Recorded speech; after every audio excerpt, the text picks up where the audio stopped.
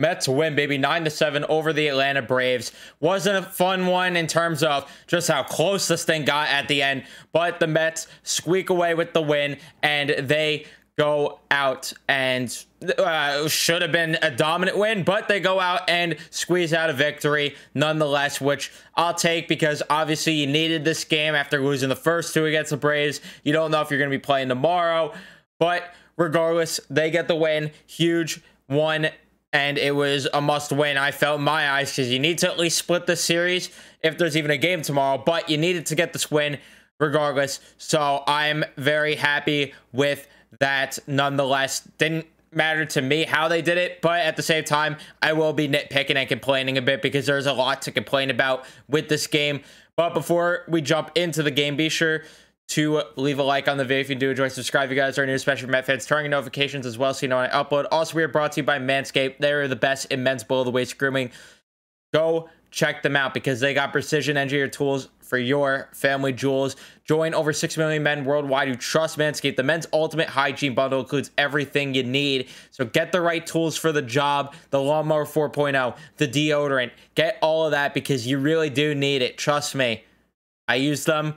They are the best. 20% off and free shipping worldwide using the code Python at manscaped.com. You need to do it. Go do it. And also, be sure to check out TickPick. Are you looking to go to a Met game maybe sometime soon? Well, TickPick is the place to grab your tickets because guess what? There are no fees at the checkout page. So the price that you see when you're buying the ticket, that is the price that you are paying. There's no fee at the end. So get yourself to a game. You see the $5 tickets up in the nosebleeds. You just want to get into the stadium. Well, the $5 you see, that's the amount that you're getting into the stadium for. All these other websites that you go to, they're slapping you with $10 fees or $15 fees. That's food right there that you could be getting instead. So why not save some money? Click the link in the description to save money and use TickPick. But let's talk about this game now. They started off great. I mean, there's not much to say. You have Nimmo who got out, but then back-to-back home runs from starring Marte and Francisco Lindor. Back-to-back pitches nonetheless, as Marte swinging 2-0 on a pitch, and he crushes that one. And then you have Francisco Lindor on the next pitch, crush one as well.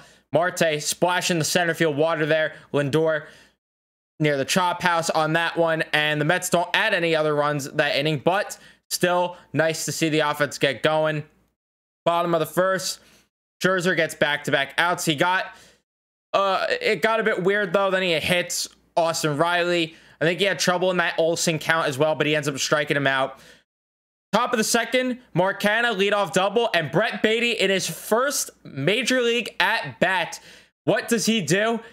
On the first swing, not the first pitch because he ended up taking a ball, on the first swing in the big leagues, crushes one to right field. That makes it a 4-0 ball game. Absolutely unreal to see, and freaking just, it's just because we were asking for this. We were asking for Brett Baty to come up through the system, and we finally got him, and he gives us a 4-0 lead, a big home run. Obviously made a huge impact later on this game, considering the final score. Then in terms of the offense, you had a Marte single. Outside of that, nothing happened during the inning. Bottom of the second, Scherzer gets the first strikeout, allows a single, but then forces a double play. Third inning, Mets get a bit of offense going. Again, you get back-to-back outs, and then there was an injury delay, it says here. I don't remember what happened there. But Jeff McNeil, and oh yeah, because Jeff McNeil in that at-bat, he, I think, fouled one off himself, but he ended up getting a single. This was a weird one. The face that he made, sticking the tongue out like that when he reaches first base, just absolutely funny to see. Then he was able to go to second on a pass ball. Mark Hanna then walks on 4 pitches. Brett Baty comes up and just absolutely, it just pisses me off because he could have got another RBI here as well, but he ends up grounding out. And this was the hardest hit ball of the day, 113 miles per hour off the bat, but Dansby Swanson just makes an unreal grab on this one. Not much else he could do or say about that one. Just sucks because Brett Baty could have got another hit there. Couple RBIs on that one, either 1 or 2. Definitely 1, though, from Jeff McNeil there. But unfortunately, that's not the case there. And we go to the bottom of the third. Grissom gets a single, and then we ended up getting a rain delay, and there was a bunch of concern. Is Scherzer going to be able to go? How long is this delay going to be?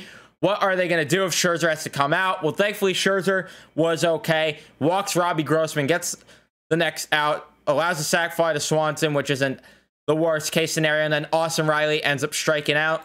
We go to the fourth inning. Mets do nothing offensively, but Scherzer strikes out the side, making Matt Olson look stupid on that slider, making Eddie Rosario look stupid. William Contreras sit down on 3 pitches. Why don't you? Fifth inning, nothing happens for either side again. Then the top of the 6th, Jeff McNeil leads things off with a single. Then he ends up getting an RBI double. Mark Canada ends up getting an RBI double, giving the Mets a 5-1 lead. As Grossman, I think this is where he kind of fumbled the ball a bit there, if I'm not mistaken. Not really sure. But then Matzik comes in for Odorizzi. BATY gets out on a fielder's choice, which, again, frustrating because this was one where, well, I don't know if this is one where he really could have got a hit or not. But McCann then strikes out, and then Nimmo is out. And bottom of the 6th, Scherzer doesn't allow anything. Top of the 7th, Marte with another home run to center field to give it the Mets a 6-1 lead. Unfortunately, they couldn't add offense after that. Kirby Yates also came in. I don't know when was the last time that guy pitched, but he came into the game. Bottom of the 7th. Oh boy, oh boy. Matt Olson strikes out. Rosario then walks on 4 pitches. Contreras gets a single. Michael Harrison walks on 4 pitches. So Ottavino comes in. And then, unfortunately, there was what you thought was a double play from Grissom. Looked good. BATY with a nice turn there on that one.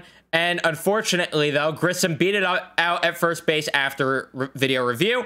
6-2 game.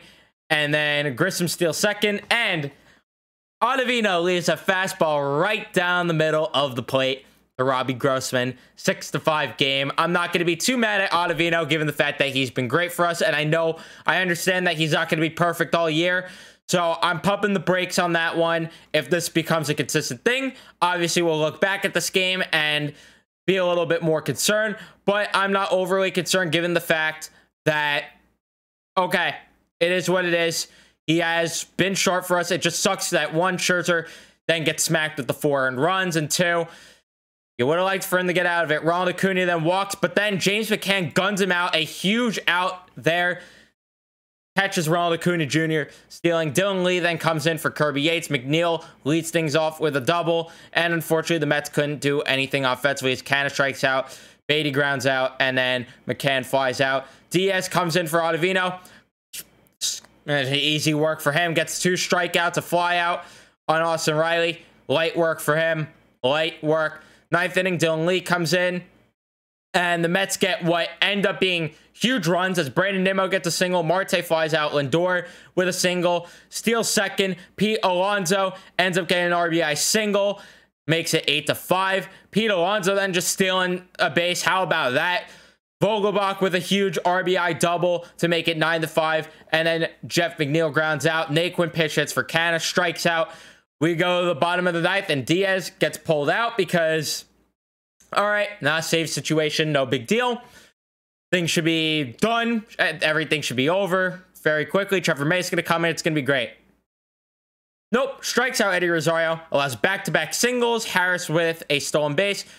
Grissom then with a RBI single, and that makes it 9-7. Thankfully, Trevor May gets the final 2 outs to win the game, but oh boy, was it not easy, and I would have lost my mind if we had to either use Michael Givens, who I would not have trusted, or if we lost this game.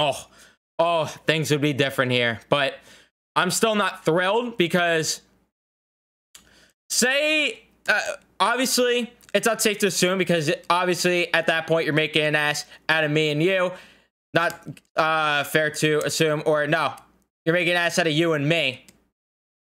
Right, yeah, that's the way to order it. I messed that whole thing up, but not safe to assume because you're making an ass out of you and me is what my point was.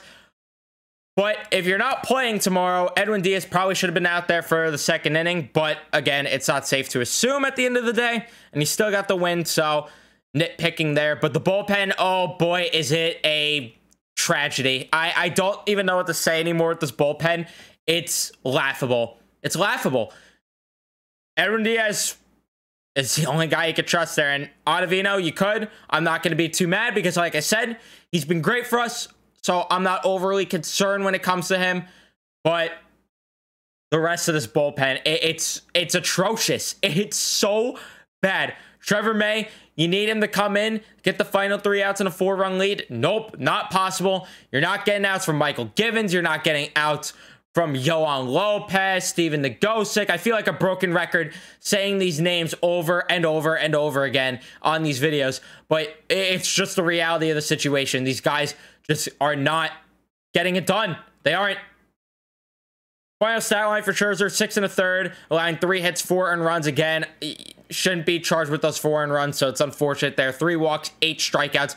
Great day for Mad Max. I'm not overly, concerned by the 4 earned runs because, again, shouldn't have really been hit with those. It's just Ottavino had a bit of an off game. He had 1 earned run there, of course, allowing that big home run there. Outside of that, 1 hit. Not going to be too mad there. Diaz, definitely the best pitcher of the game, picking up 2 strikeouts, not allowing a single hit. He looked great. Trevor May, 3 hits, no walks, 2 strikeouts, allowing those 2 runs. Yeah, God help us all. God help us all. I mean, in terms of Scherzer, slider, looked disgusting. Same thing with Edwin Diaz. How about him throwing a bunch of sliders? What was it? 5 sliders in a row at first until he got to Matt Olson, something like that. I don't know. He threw all sliders until he got to Matt Olson. That's all I know. Unreal, though, from him. Love to see that. Brandon Nimmo, 1 for 5 on the day. 1 strikeout, got a hit.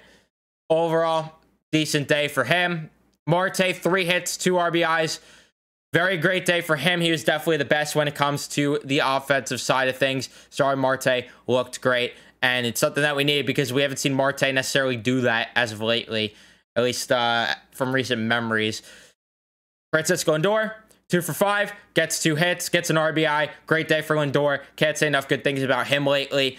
Pete Alonso, 1 for 5, 2 RBIs in the biggest spot because we would have lost this game if he didn't get those 2 RBIs at the end. Struck out once. Great day for Pete Alonso. Well, I wouldn't be saying that if it was just, whatever RBIs, but it ended up mattering at the end of this one. So need to give him credit there. Same with Vogelbach and his RBI going 1 for 4. Huge credit there. Struck out once. Jeff McNeil, how about him having a great day as well? 3 hits on the day, didn't get an RBI, which is why I give the slight nod to Marte as the best offensive player of the day. But Jeff McNeil certainly wasn't someone to someone you don't want to discredit there because 3 hits, huge day for him. Mark Canha going 2 for 3, huge day for him. Getting a walk, getting an RBI, great day for Mark Canha. Would have liked to see him get maybe an extra hit in there, but again, that's nitpicking. Tyler Naquin struck out in his only plate appearance. Brett Baty, great major league debut for him, going 1 for 4, 2 RBIs, got a hit. Should have been 2 hits, should have been 3 RBIs. Great day for Brett Baty. We'd be talking about him being the best player of the day.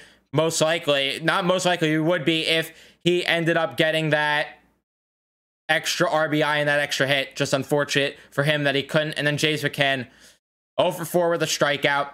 Nothing new there. Nothing new. But regardless, the Mets hold on the win. Huge game tomorrow if they end up playing, because of course the weather might have other plans there, as we know, because the weather has just not been friendly at all to the Mets at all in this one, nor the Braves. But I'm just saying the Mets in terms of the fact that you had Walker have to leave the game early because of an injury, and then Carrasco, 2 innings. The bullpen just has had to get a lot more usage versus the Braves bullpen. But DeGrom on the mound, you need to win tomorrow if you play.